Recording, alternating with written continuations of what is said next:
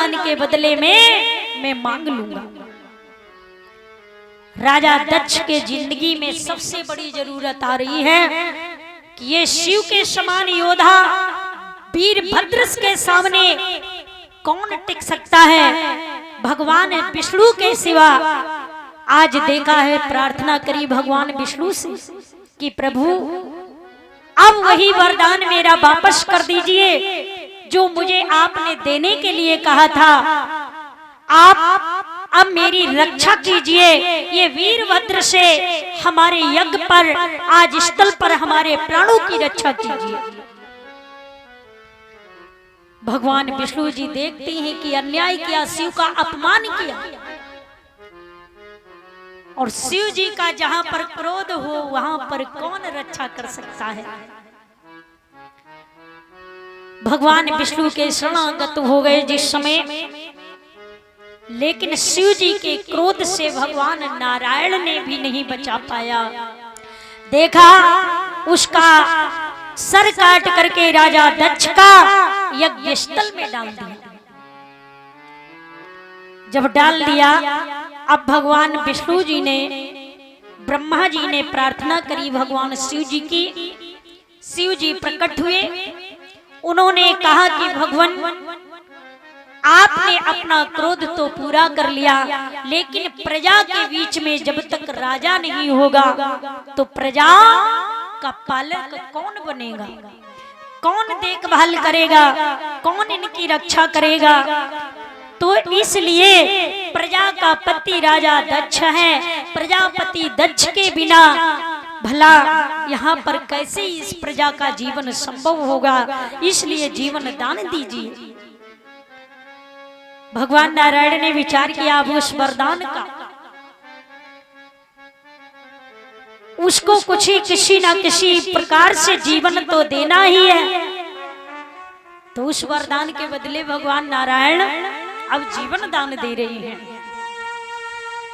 विष्णु जी की प्रार्थना पर भगवान शंकर जी प्रसन्न हुए, लेकिन कहा जाता है कि जिनके अंदर अहंकार होता है, घमंड होता है, धन के घमंड प्यारे मन से तू दूर कर, और दौलत खजाना माल यहीं रह जाना है। थोड़ी जिंदगानी में राम का भजन कर ले, और जहां से प्राणी आया तुझे उसी घर जाना है।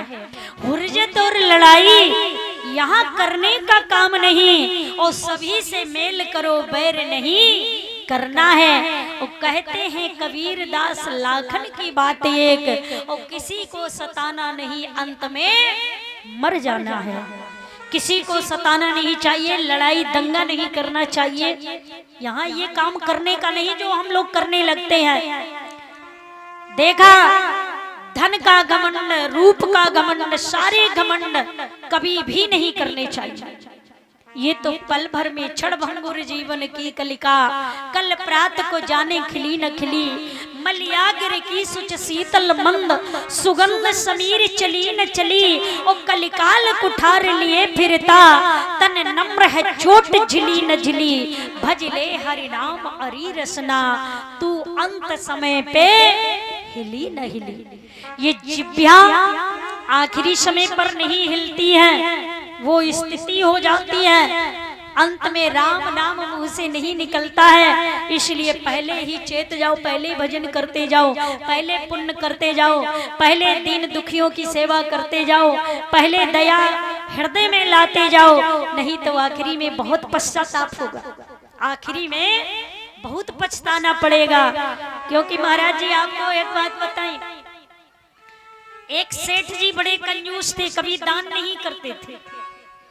और कलयुग में सबसे श्रेष्ठ, सबसे सरल उपाय भक्ति का दान योग है। दान योग सबसे सरल उपाय है।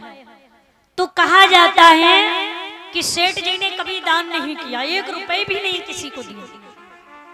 सभी लोग कहते थे थोड़ा दान कर लो, सेठ जी बहुत कमाते हो, पूरे दिन कमाई में लगे रहते हो, कहीं ब्याज पर पैसा दिया, दुकान में कमा रहे हो, सारे दिन लगे रहते हो, थोड़ा बहुत पुण्य कर लीजिए। बोले अभी क्या जरूरी है, जब आखिरी समय आएगा तो दान कर लेंगे, अंत भला तो सब भला। सेठ जी ने कहा कि आखिरी में दान करूंगा। लोगों ने कहा कि आखिरी को तुमने नहीं देखा, शायद ऐसी आखिरी हो कि तुम्हें पता ही ना पड़े कब आखिरी हो जाए। जिंदगी के बारे में कोई जानता है? आगे आने वाले एक पल का भी भरोसा नहीं है कि आगे आने वाले पल में क्या होगा। तो जब भरोसा नहीं है तो आप कैसे जानते हो आखिरी समय हमारा आ गया और हम दान कर लें? बोले नहीं, जब हम बीमार होंगे तो मेरी जहां पर चारपाई रखी जाएगी वहां हम ऐसा कुछ कर देंगे कि हम आखिरी समय दान करेंगे, तो अंत भला तो सब भला हो जाएगा। सेठ जी नहीं माने, उन्होंने घर बनवाया तो दीवार में बहुत से हीरा मोती जवाहरात बंद करवा दिया कि जब आखिरी टाइम आएगा तो इसी कमरे में मैं लेटूंगा और ये दीवार पर नजर पड़ेगी तो याद रहेगा कि ये हीरा मोती जवाहरात मुझे दान करना है। तो सेठ जी बीमार हुए, उसी कमरे में चारपाई डाली गई।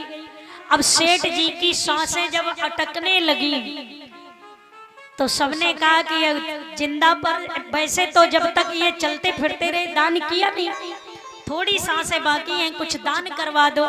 सेठ जी कुछ दान कर लो। सेठ जी दीवार की तरफ उंगली उठा रहे, दीवार की तरफ उंगली उठा रहे। अब सब गांव वाले लोग बैठे, भीड़ भाड़ थी, तो उनके लड़कों से पूछा कि ये सेठ जी दीवार की तरफ उंगली क्यों कर रहे हैं? तो लड़का तो जानते थे, लड़कों से कहा था कि जब हमारा आखिरी टाइम आए तो ये दीवार में धन गड़ा है दान के लिए, ये उखाड़ के हमें दे देना, हम दान कर देंगे। अब लड़कन ने सोची कि बाप तो पिताजी तो जा ही रहे हैं, अब ये धन काहे चलो जाए दान में। तो गांव वालों ने पूछा कि दीवार की तरफ तुम्हारे पिता क्या इशारा कर रहे हैं? बोले पिताजी ये कह रहे हैं अब दान करने के लिए कहाँ बचा, जो पैसा था सब घर में लगा दिया, ये दीवारें बनवा दी, दीवारें खड़ी कर दी, इसीलिए ये इशारा दीवार की तरफ कर रहे हैं। अब देखा कुछ समय हुआ, सेठ जी का अंत हो गया। तो आखिरी किसी ने नहीं देखी, दान भी नहीं कर पाया, सेठ जी को नरक की गति प्राप्त हुई। तो इसलिए समय रहते चेत जाओ, दान कर लो, पुण्य कर लो, भजन कर लो, अभी समय है, नहीं तो आगे आने वाले समय में मेरे भक्तों ये जिंदगी का भरोसा नहीं। और जब भरोसा नहीं तो विश्वास किस पर? अरे जानते हैं, सभी लोग जानते हैं कि यहाँ दुनिया में हम किसी को नहीं रहना है, ये दुनिया से हम सभी मेहमान की तरह आए हैं और मेहमानी खा करके पता नहीं कब हमारा दाना पानी अंत हो जाए।